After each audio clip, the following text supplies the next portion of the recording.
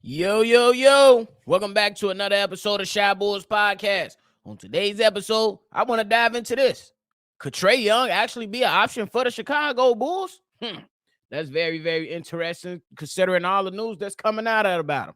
Hey, you got to hear the music first. Cognac, gang, gang.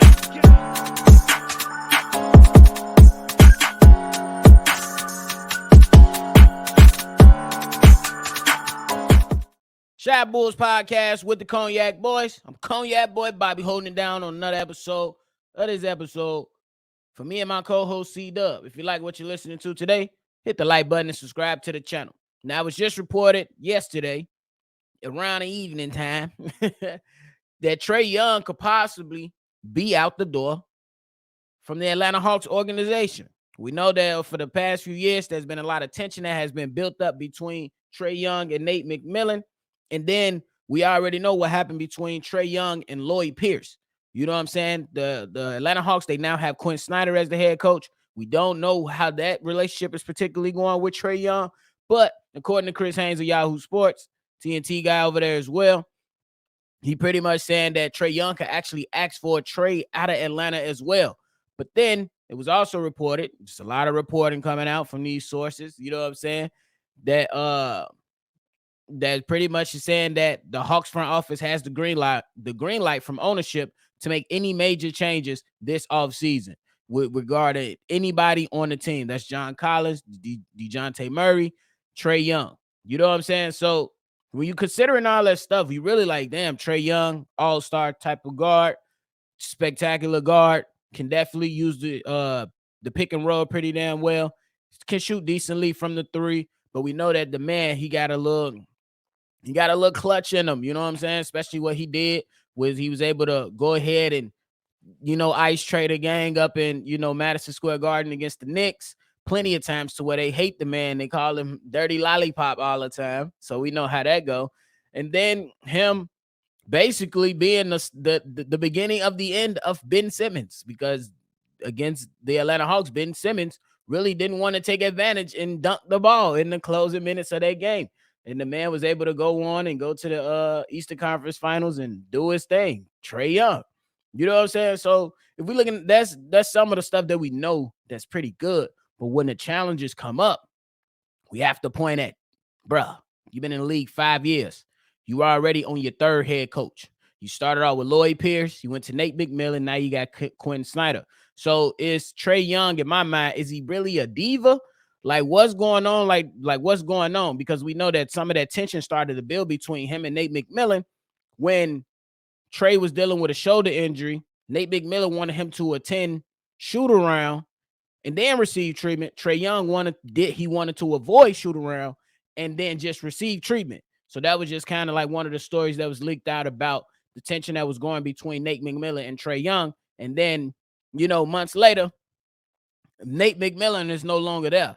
And it happened in the middle of the season. So that tells me that it was something brewing up in that locker room. I don't know. I'm not going to come in here and say that it was fully Trae. I'm not going to come on here and say that it was fully Nate McMillan.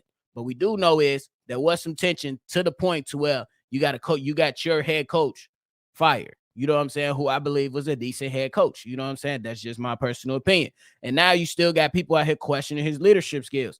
Me, I understand some of the questions, but I would have to rebuttal just a little bit because Trae Young is a small point guard who is able to lead his team, you know what I'm saying, to the Eastern Conference Finals.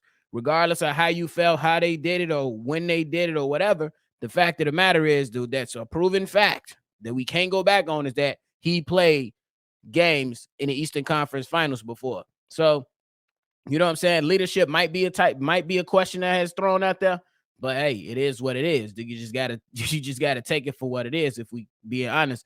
But if he was to come over to the Chicago Bulls, we already know the Bulls will have to trade for him, and I can guarantee that the Bulls, you're not getting, like, I know it's gonna be a lot of people like me that's gonna say, hey, you can include DeMar DeRozan in that trade.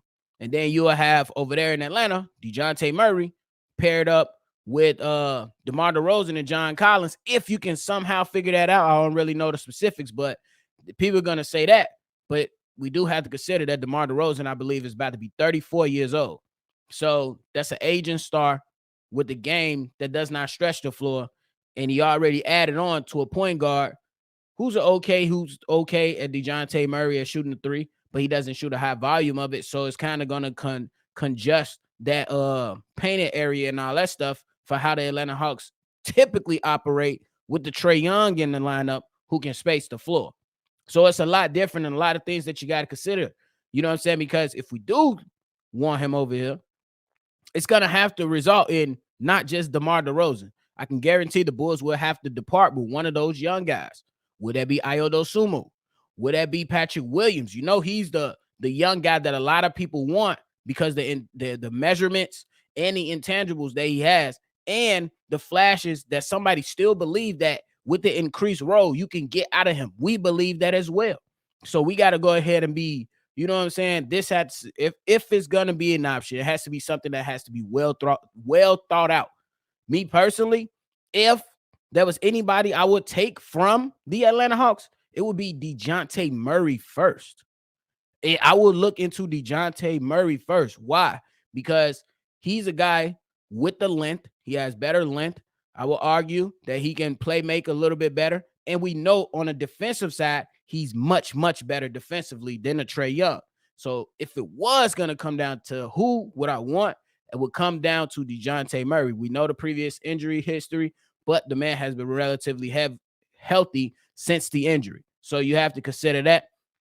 You know what I'm saying? And if that's not the case, and you pair Trae Young with Zach LaVine, I think it would be nice, but it still will be some challenges considering that Zach LaVine, though he has improved defensively, you still can't bank on it for 48 minutes. You know what I'm saying? A lot of people going to say, hey, we can't really bank on any superstar to play defense or all-star to play defense for 48 minutes. So it is what it is. So I understand that part too. But man, will they be able to space the floor? Absolutely. If you can keep a center in the Chicago Bulls uniform and Nikola Vucevic, that pick and roll will be nice because now Trae Young goes from a Clint Capella who can't really score offensively to a center who can score offensively. You know what I'm saying? Trae Young is not gonna get many of those lob dunks that he, you know what I'm saying, once got with Clint Capella. But what you do add is somebody you could pick and pop, you know what I'm saying, in that mid-range aspect, or can even space it out into the three, or has a little decent little post game to where he can get you I wouldn't say always easy, but a nice easy, you know what I'm saying, 2-pointer near the basket. So I think it would be nice, you know what I'm saying, because now the floor with the Chicago Bulls wouldn't be so congested, but it still will be challenging simply because Trae Young doesn't stick defense. And then we already know if we looking at coaching, Zach LaVine on many occasions waved Billy Donovan off, at least in my eyes. At least in my eyes, Zach LaVine has waved Billy Donovan off before. And if Trae Young comes to a Chicago Bulls team, is he gonna force his third coach out with his second organization?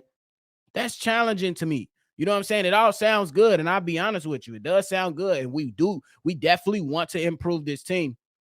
But if you asking me if Trae Young should be an option, I mean, you consider it because I believe if he is on the team, you do get better. But damn, would it be challenging to see Trae Young in a Chicago Bulls uniform with the size that he is, with the high volume of threes that he shoot, with the ref baiting that he does, trying to get fouls, with, you know what I'm saying, and with all the rumors saying that this guy's a diva. And we don't know how necessarily his personality is going to match up with the rest of the team. What if you do keep some of the young guys? You know what I'm saying? What if you only depart with a Patrick Williams and a DeMar DeRozan? Then you still keep young guys like a Kobe White and an Ayodo Sumo potentially. And how do we know how he's going to fare with those young guys? You know what I'm saying? That we pretty much want to see continue to develop. Because in the Atlanta Hawks locker room, it was reported at one point that Trae Young wasn't rocking with John Collins like that. And it's kind of, you know what I'm saying, if you're looking at body language, it doesn't always seem like he's having the best time with DeJounte Murray. So it's a lot of things that we got to consider. And that's just what it really is. You got to consider a lot of these things. Yes, we know the type of talent he is. I believe he will improve the team and will give you a different look offensively. But how much will it hurt defensively? I mean, I guess if we comparing the two, and that's just me kind of rambling now, DeMar DeRozan ain't that damn good either. If we keeping it a buck, DeMar DeRozan ain't that good defensively either.